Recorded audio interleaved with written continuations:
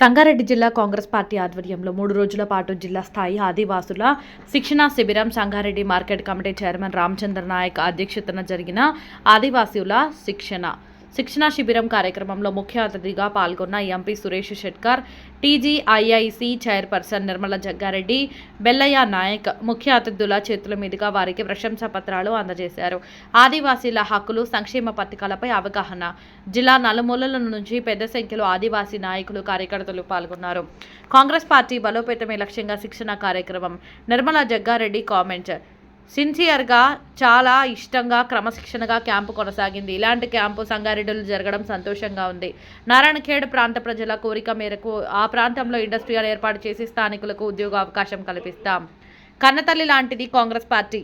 భేదాభిప్రాయాలు ఒక్కరిని ఇబ్బంది పెట్టే పార్టీ కాంగ్రెస్ పార్టీ కాదు. దేశం కోసం పోరాటం చేయని వారు కూడా గాంధీ బొమ్మను తొలగించాలని కుట్ర చేస్తున్నారు. అందరం ఏకమయ్యి అలాంటి వాదనలను తిప్పికొట్టాలి. ఇతర పార్టీలు మాటలతో సరిపెట్టుకుంటారు, కానీ కాంగ్రెస్ పార్టీ అలా కాదు. ఇచ్చిన మాటను నిలబెట్టుకొని తీరుతుంది. ఆదివాసీ శిక్షణలో జరిగిన చర్చలు, విషయాలను బయటకు చర్చించాలి. MP Suresh Shetkar comment. ఉపాధి హామీ పథకంపై గాంధీ పేరు తీసే కుట్ర కేంద్ర ప్రభుత్వం చేస్తుంది. పార్లమెంటులో వ్యతిరేకంగా పోరాటం చేయడం జరిగింది. గరీబోళ్ల ఉపాధి కల్పించకుండా గరీబోళ్లను పెంచే విధంగా కేంద్ర ప్రభుత్వం కుట్ర చేస్తుంది. రెండోసారి డీసీసీ అధ్యక్షురాలుగా పగ్గాలు చేపడుతున్న నిర్మలా జగ్గారెడ్డికి శుభాకాంక్షలు. 2005లో తెచ్చింది. రాష్ట్రాల మీద వచ్చి భారం వచ్చి 10% ఉండేది. కేంద్ర ప్రభుత్వం వచ్చి 90% వచ్చి భారం వచ్చేది.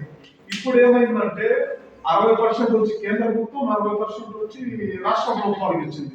తర్వాత వచ్చి ఇది ఇంతకుముందు ఏంటంటే చట్టబద్ధమైనటువంటి ఇది అవకాశం ఉంది. ఇది ఇప్పుడు ఏంటంటే వాళ్ళ అవసరం ఉన్నప్పుడు ఉద్యోగం లేకపోతే మధ్య కూడా స్టే చేస్తారు. దాని మీద ఏంటంటే మన మండలంలోని అన్ని గ్రామాలు తిరుగుతున్నా దాని మీద ఏంటంటే ప్రజలకు అవగాహన, తర్వాత పంచాయతీకి సంబంధించినటువంటి అన్ని గ్రామ పంచాయతీలో సచివాలయంలో కాంగ్రెస్ పార్టీ తరఫున ఈ వినతి పత్రాలు ఇస్తున్నారు.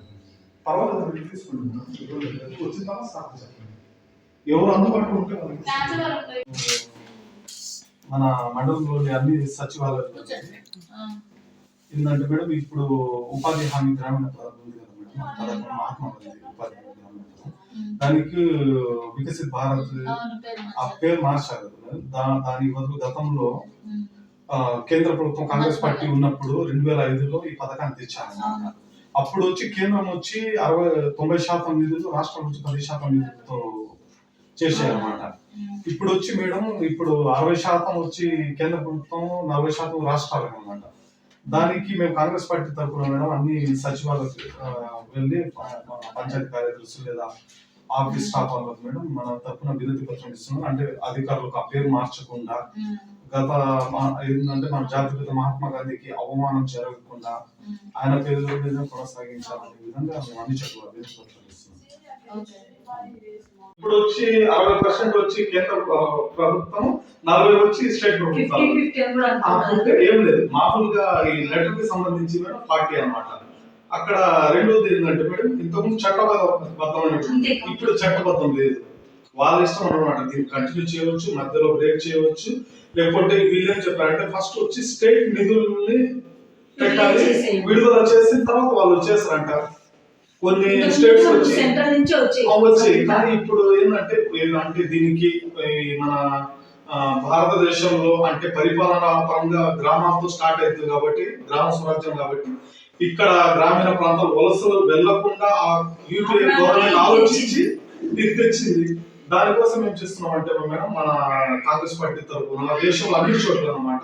మన నాగమూడి నియోజకవర్గంలో ఆల్రెడీ నేను 12-8 పంచాయత్ సెక్రటరీ ఇచ్చాం అన్నమాట, వినతి పత్రం ఇచ్చాం. అదే మీకు కూడా ఇద్దామని వచ్చాను. Thank you. అంటే మీ పై అధికారం